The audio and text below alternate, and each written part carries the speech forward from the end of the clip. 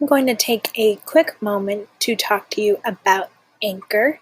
If you haven't heard about Anchor, it's the easiest way to make a podcast. It's free. There are creation tools that allow you to record and edit your podcast right from your phone or computer. And I love Anchor because it does distribute your podcast for you so it can be heard on Spotify, Apple Podcasts, and your favorite podcast app.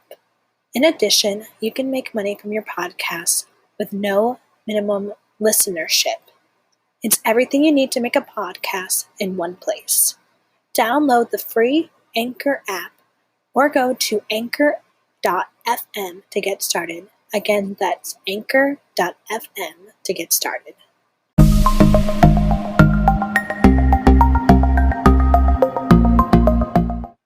Hey everybody, welcome back to the Meg's Life podcast. In this episode, I have a very special guest. Natalie Barbu is on today's episode. I reached out to Natalie since I have been watching her on YouTube and I listened to her podcast, and I just thought that it would be really fun to have her on. So in this episode, we cover a range of topics that I think you will really enjoy. So without further ado, let's just get started. Thank you so much for coming on. Of course. Thank you for having me. So with everything that's going on, I just wanted to ask you how you are doing. I am okay. I'm definitely very thankful. I have my health. I have my family. Everyone's healthy in my family. So I definitely am very grateful. It's put a lot of things in perspective for me, but it was definitely an adjustment working from home, like with my parents again and not being on my normal routine. But I'm also really lucky that I have been working from home for basically a year now. So it wasn't as big of an adjustment as others, I would say. I know for me personally, I was waitressing, and then I found out while I was working that the restaurants were switching to just takeout, and then Mhm.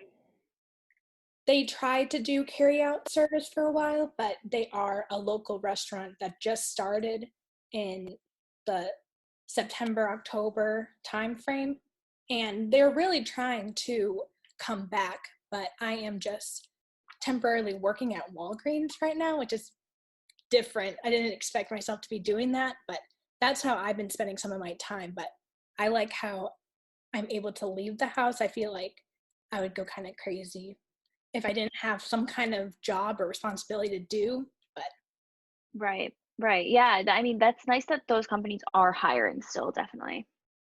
so the next thing that I wanted to get into is just your background, like where you're from, how you got started, all that kind of stuff. Yeah, so I am a full-time YouTuber and I actually started YouTube when I was 15 and I'm now 24. So it's coming on 9 years soon, which is crazy. But I've been doing that for 9 years. I went to college, I got my degree in industrial engineering, then I got a job after college in consulting. And now I quit that after 9 months of working there, and I do YouTube full time now. But I'm also trying to start my own marketing agency and like my own influencer marketing agency. So building out that has definitely been a challenge, but it's been a lot of fun. And then I also have a podcast as well called the Real Podcast. So I'm kind of all over the place, but pretty much in the digital world, you could say.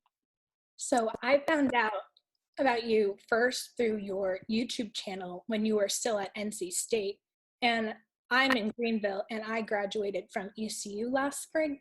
And it's kind of funny because when you were doing your clothing store, you did a shoot with somebody that I used to have classes with, Hayden. Oh, okay. Yeah, And that's then really, really cool. and then I heard that you had Bianca and Colin on your podcast a couple of weeks ago, and I used to go to Orange Theory when Bianca was a coach there, so it's kind of funny how that worked out. Yeah, yeah, no, that is such a small world. I feel like whenever I find people from North Carolina, I'm like, oh my gosh, no way. Like when people from my town watch my videos or something, but they found me through my videos, I'm like, that is just crazy.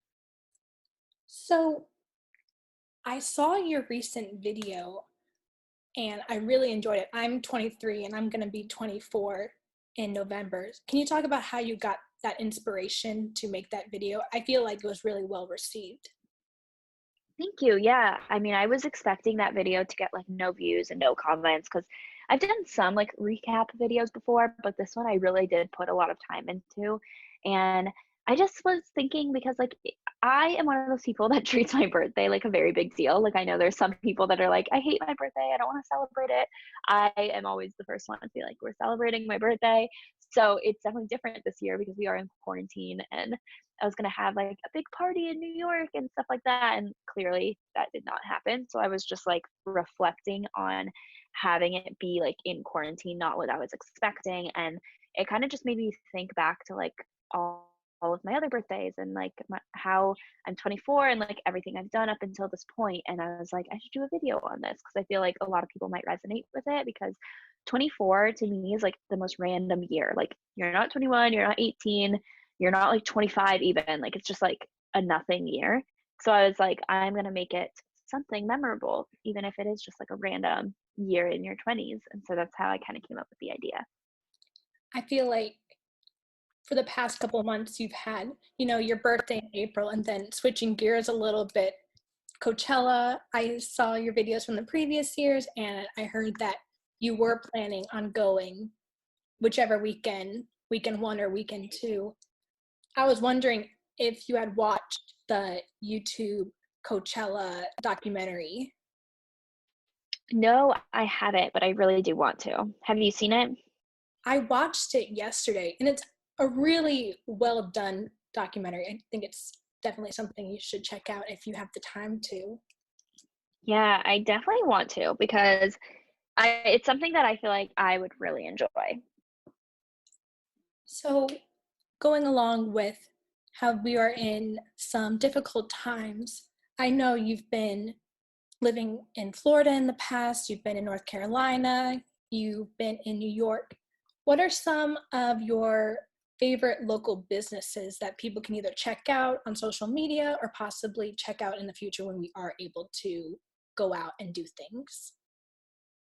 I'm just, I mean, for other people, like what they should be checking out, or Or just like what they can do to like support like local businesses that you really like.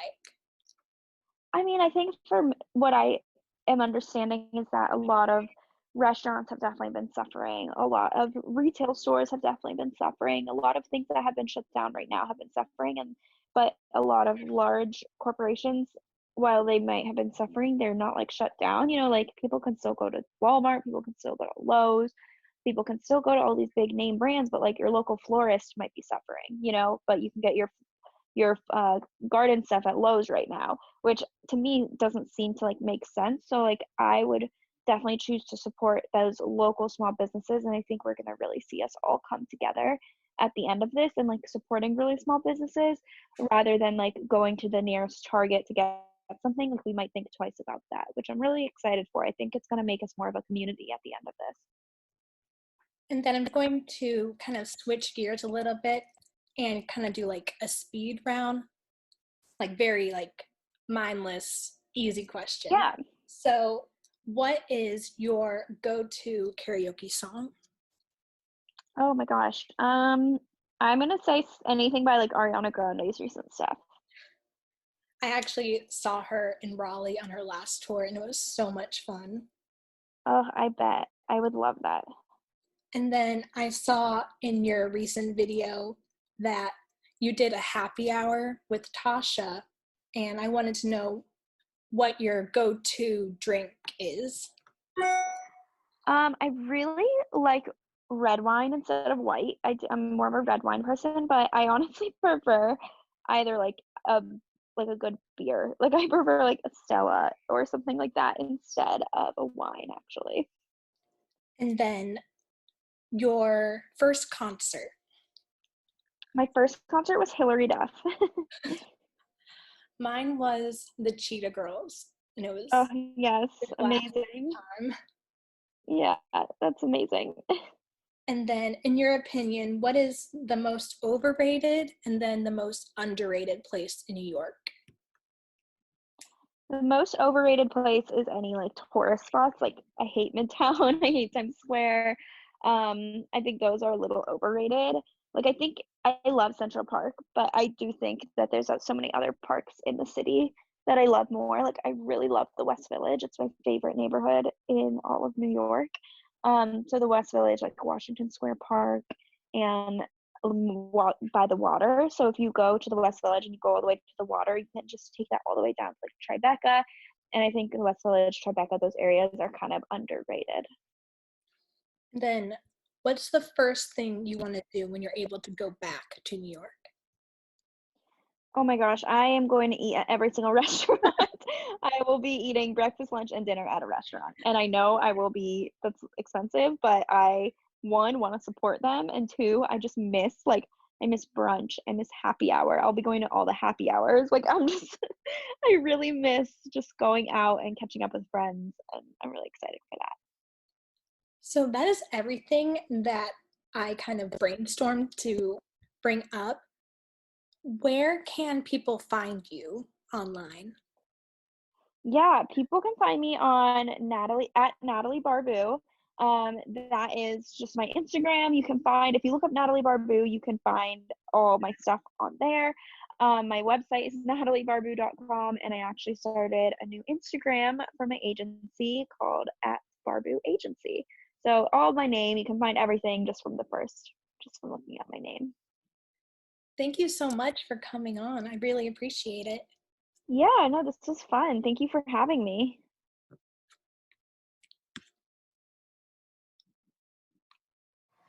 Thank you again to Natalie for being on my podcast. I'm really glad we were able to create this episode for you.